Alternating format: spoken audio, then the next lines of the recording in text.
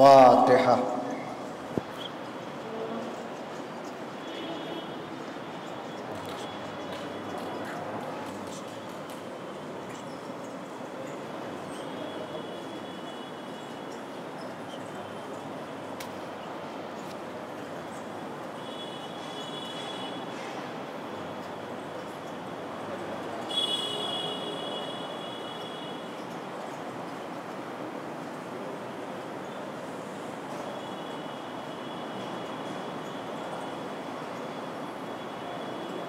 رب اعوذ بک من همزات الشیاطین واعوذ بک رب ان یحضرون۔ لا حول ولا قوة الا باللہ العلی العظیم۔ حسبنا اللہ ونعم الوکیل ونعم المولا ونعم النصیر۔ بسم اللہ الرحمن الرحیم۔ الحمد للہ الذی علا بحولہ ودنا بقولہ مانح کل غنیمت وفضل وکاشف کل عظیمت وعزر۔ احمدہ علی عواطف کرمہ وسوابغ نعمہ وأؤمن به اولا بادیا واستہدیہ قریبا ہادیا واستعینہ قادرا قاہرا وَأَتَوَكَّلُ عَلَيْهِ كَافِيًا نَاصِرًا۔ والصلاة والسلام والتحية والإكرام على النبي الأمي المكي المدني الهاشمي سيدنا ونبينا وشفيع ذنوبنا وحبيب قلوبنا وطبيب نفوسنا مولانا ومولا الثقلين جد الحسن والحسين أبي القاسم محمد اللهم صل عليه وآله الطيبين الطاهرين المعصومين المظلومين المنتجبين المنتخبين واللعنة الدائمة الباقية على أعدائهم أجمعين من الآن إلى صباح يوم الدين۔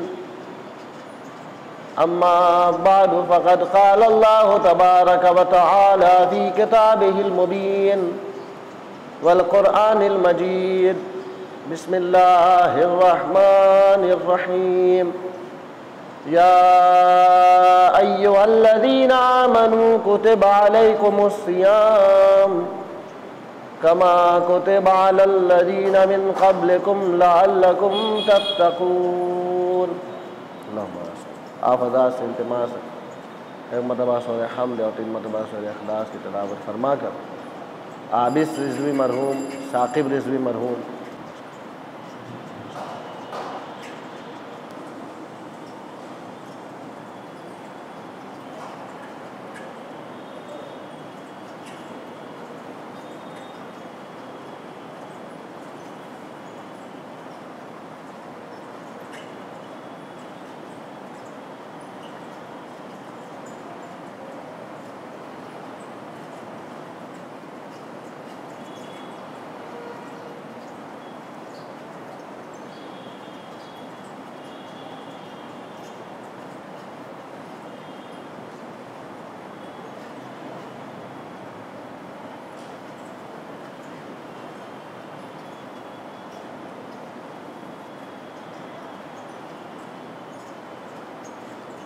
پروردگار عالم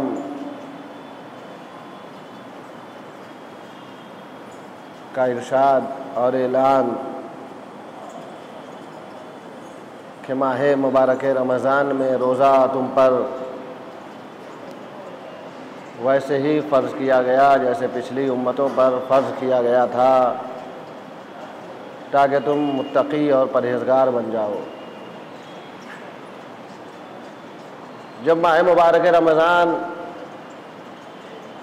کا آغاز ہوتا ہے تو ماہ مبارک رمضان کے استقبال کی بڑی تاکید ہے، اور استقبال ماہ مبارک رمضان کے طریقے دعاؤں کے کتابوں میں مذکور ہیں۔ کیسے استقبال کیا جائے، اس لیے کہ یہ بندگی کا مہینہ، یہ اطاعت کا مہینہ، یہ خیر و برکت کا مہینہ، یہ تقویت ارادہ کا مہینہ، یہ ضیافت الہی کا مہینہ۔ لہذا جب کوئی مہمان آتا ہے تو انسان اس کا استقبال کرتا ہے،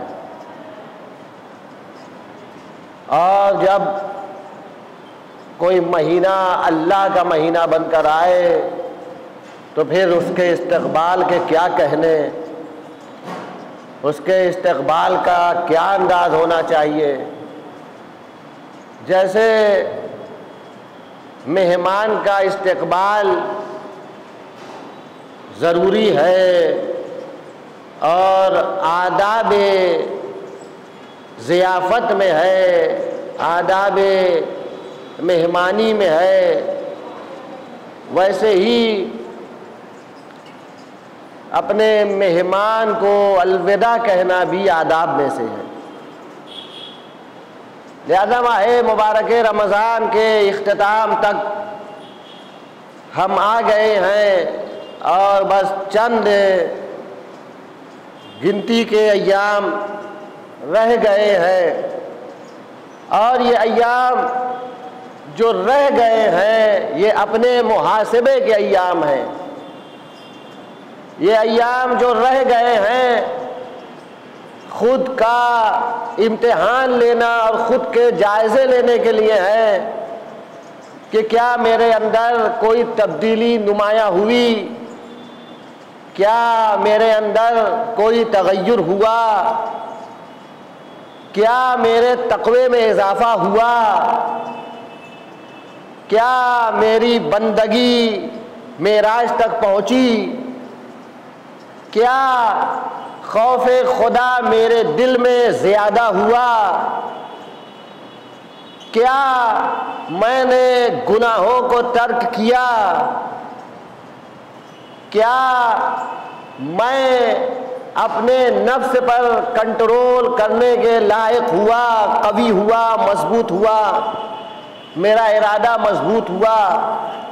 نتیجتاً یہ ہے کہ یہ ایام جو ماہ مبارک رمضان کے آخری ایام ہیں وہ ماہ مبارک رمضان کے ابتدائی ایام سے ملا کر خود کا جائزہ لینے کے ایام ہیں، کہ جب آغاز ہوا تھا تو میرا تقویٰ کس درجے پر تھا، میری اطاعت کا معیار کیا تھا، میری بندگی کا معیار کیا تھا، میں کتنا معصیت پروردگار سے دور رہتا تھا، میں کتنے واجبات پر عمل کرتا تھا، کتنے محرمات سے دوری اختیار کرتا تھا۔ ہر انسان کا یہ اپنا انفرادی مسئلہ ہے کہ انسان خود کا محاسبہ کرے، خود کا جائزہ لے، اور پھر دیکھے، اور اگر خدا نہ کرے خدا نہ خواستہ ابھی تک کسی میں تبدیلی نہیں آئی ہے، ماہ مبارک رمضان کے فیضان سے فیضیاب نہیں ہوا ہے، تو اسے چاہیے ان بچے ہوئے دنوں میں، باقی ماندہ ایام میں ماہ مبارک رمضان کی خیر و برکت سے اس طرح فیضیاب ہو کہ خود کو متقین کی صف میں شامل کر لے، خود کو پرہیزگار بنائے، خود کو صاحب تقوی کہلانے کے قابل بنائے، ورنہ ماہ رمضان آتا ہے اور چلا جاتا ہے، یوں تو ہمیشہ آتا رہے گا جاتا رہے گا۔ بھائی دریا بہہ رہا ہے، دریائے رحمت، دریائے برکت، دریائے خیر، دریائے مغفرت، یہ بہہ رہا ہے، لیکن دریا کے بہنے سے کچھ نہیں ہوتا۔ ہم دور سے دیکھتے رہیں کہ دریا بڑا صاف ہے، بڑا شفاف ہے، دریا کا پانی بڑا شیریں ہے، آب گوارا ہے، تو دور سے دیکھنے سے کسی پیاسے کی پیاس نہیں بجھنے والی جب تک آپ دریا میں اتر نہ جائیں، دریا کے پانی سے استفادہ نہ کریں، دریا کے پانی کو پیے نہ۔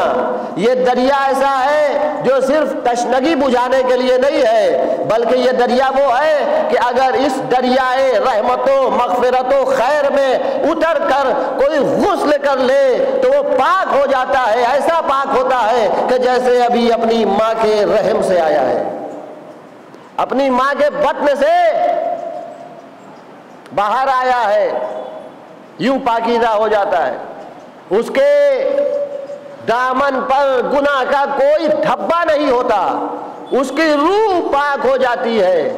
یہ دریائے رحمت میں نہانے والے، دریائے رحمت میں غسل کرنے والے، لیکن شرط یہ ہے کہ ہم دریا میں اتریں۔ یہ دریا بہتا رہے گا، جاری رہے گا، ساری رہے گا قیامت تک، ہر سال ماہ مبارک رمضان آتا رہے گا، ہم ہو یا نہ ہو لیکن ماہ رمضان آتا رہے گا، ہم ہو نہ ہو ماہ مبارک رمضان کی آمد ہوتی رہے گی۔ ایک دن ہم مر جائیں گے، ہم زیر زمین دفن ہو جائیں گے، پھر ہمیں افسوس ہوگا، پھر ہم کفِ افسوس ملنے کے علاوہ کچھ نہیں کر سکتے کہ اس بہترین مہینے سے ہم نے استفادہ نہیں کیا، اس ماہ استغفار میں ہم نے توبہ نہیں کیا۔ جیسے اس مہینے میں نیکی انجام دینے کے بہت زیادہ ثواب اور اجر ہیں، ویسے ہی گناہوں سے توبہ کا بھی بہترین اجر ہے۔ اس مہینے کو ہم الوداع کہنے والے ہیں، اور کل ماہ مبارک رمضان کا آخری جمعہ ہے۔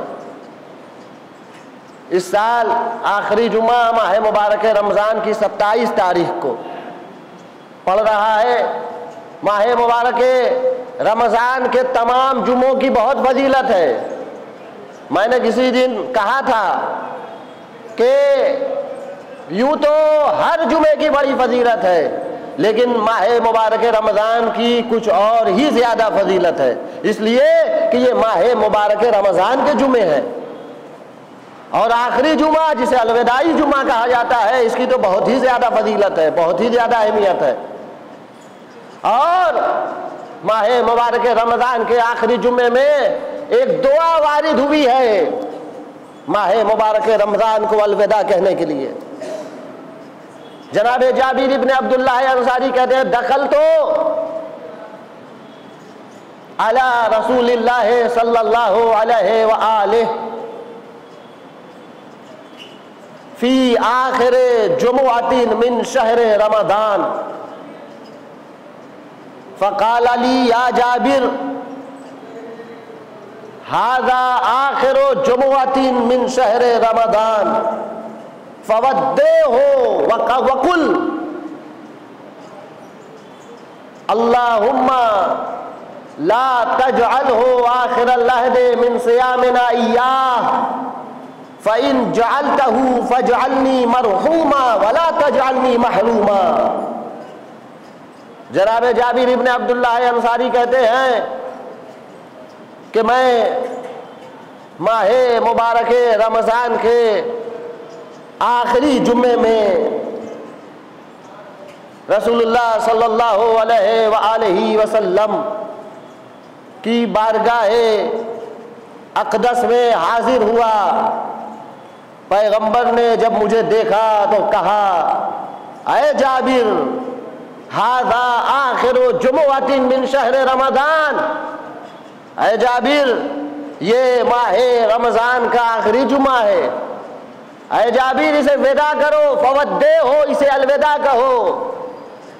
یا رسول اللہ کیسے الوداع کہیں؟ کہا قل، اس طرح کہو، اللہم لا تجعلہ آخر العہد من صیامنا ایاہ، بار الہا اے میرے پروردگار اس ماہ مبارک کو ہماری زندگی کا آخری مہینہ نہ قرار دینا، اس ماہ مبارک رمضان کو ہماری حیات کا آخری رمضان قرار مت دینا۔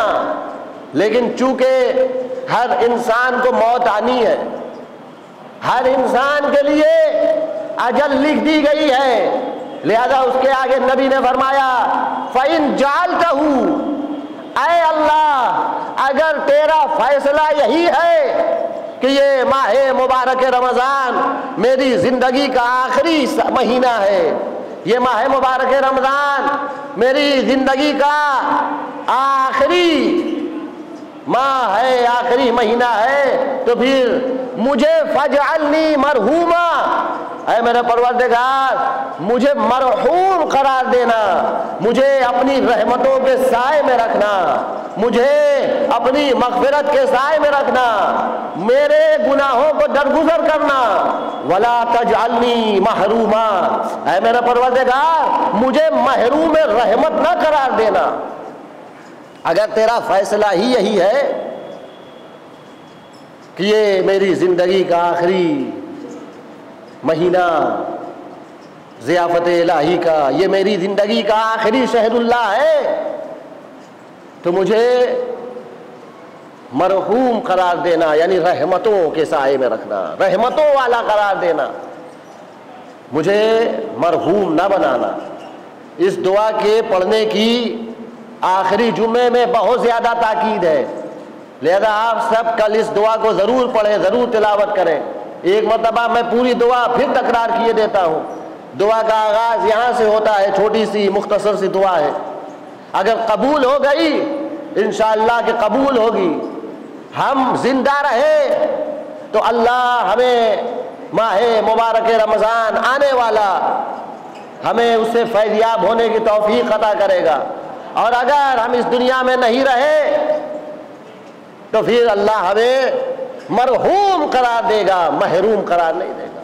ماہ مبارک رمضان کی رحمتوں کے سائے میں رکھے گا، ہم قبر میں ہوں گے لیکن ماہ مبارک رمضان کی رحمتوں میں ہوں گے، اللہ کی رحمتوں کے سائے میں ہوں گے، اللہ کی مغفرت کے سائے میں ہوں گے، ہمارے تمام گناہ بخش دیے جائیں گے۔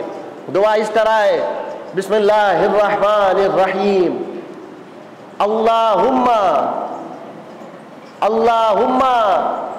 لا تجعلہ آخر العہد من صیامنا ایاہ، فإن جعلتہ فاجعلنی مرحوما ولا تجعلنی محروما۔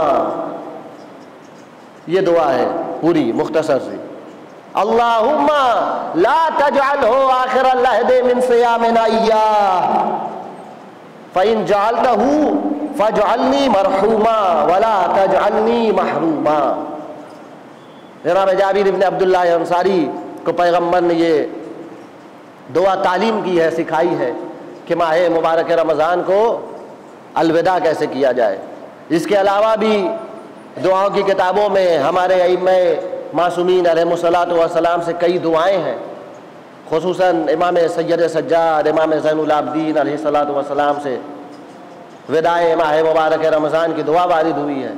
ماہ مبارک رمضان کو الوداع کہنا بھی یہ ہمارے اولیاء اوصیاء ہمارے ائمہ کا شیوا رہا ہے، اور انہوں نے ہمیں طریقہ بتایا ہے کہ جیسے ہم ہر مہینے سے جدا ہو جاتے ہیں، ہم ہر مہینے کو پیچھے چھوڑ دیتے ہیں، ویسے اس مہینے کو نہیں چھوڑنا ہے بلکہ الوداع کہنا ہے، اس لیے کہ یہ اللہ کا مہینہ ہے، یہ خدا کا مہینہ ہے۔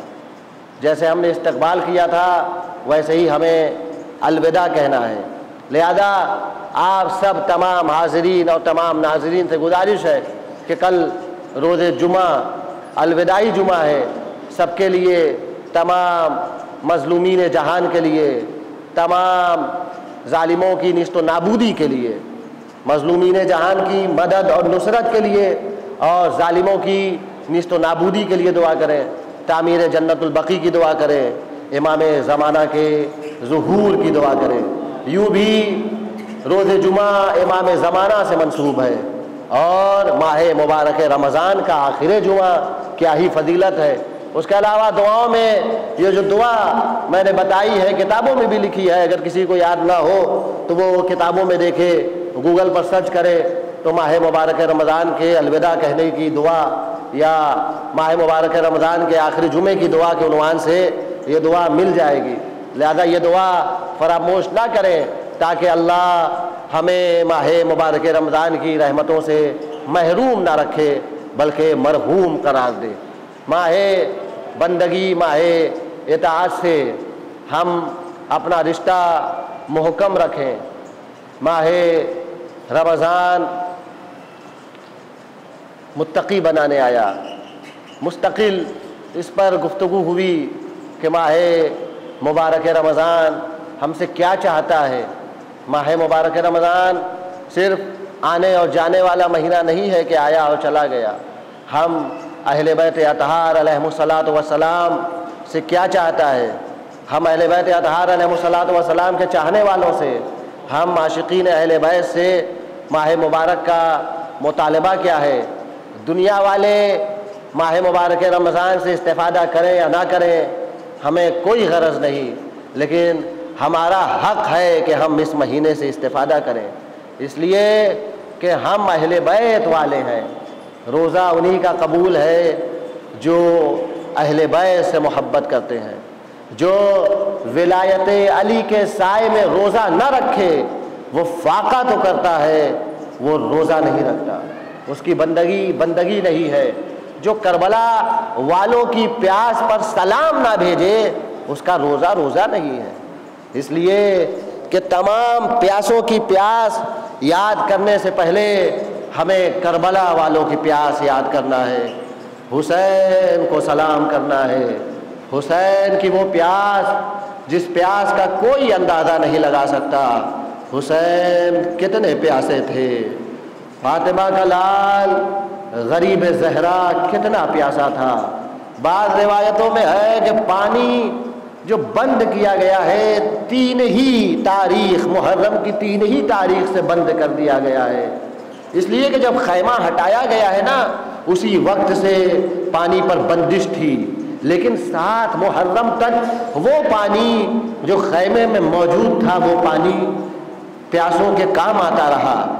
آپ انصاف سے بتائیے، جب پانی گھر میں کم ہو تو بچے پانی پیتے ہیں، بڑے پیاسے رہتے ہیں۔ کوئی بھی چیز جب گھر میں کم ہو تو بچوں کو دی جاتی ہے، بزرگ اجتناب کرتے ہیں، بزرگ اس سے استفادہ نہیں کرتے۔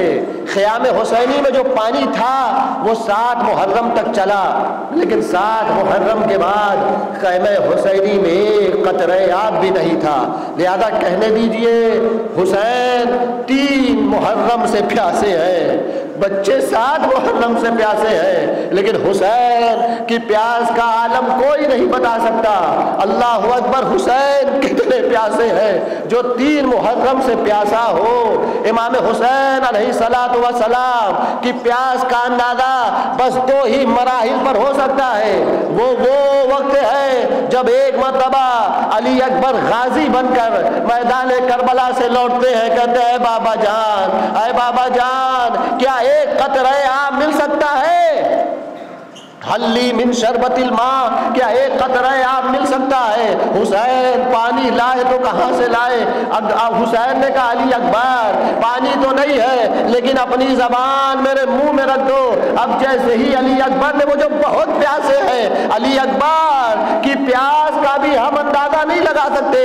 علی اکبر نے ایک مرتبہ اپنی زبان حسین کے دہن میں رکھی ہے، مقتل کہتا ہے فوراً کہا جلی بابا بابا آپ کی حلق میں کانٹے پڑے ہوئے ہیں، آپ کے حلق میں کانٹے پڑے ہوئے ہیں، میری زبان تو خشک ہے نا بابا، آپ کے حلق میں کانٹے پڑے ہوئے ہیں۔ یہ پہلا مرحلہ تھا۔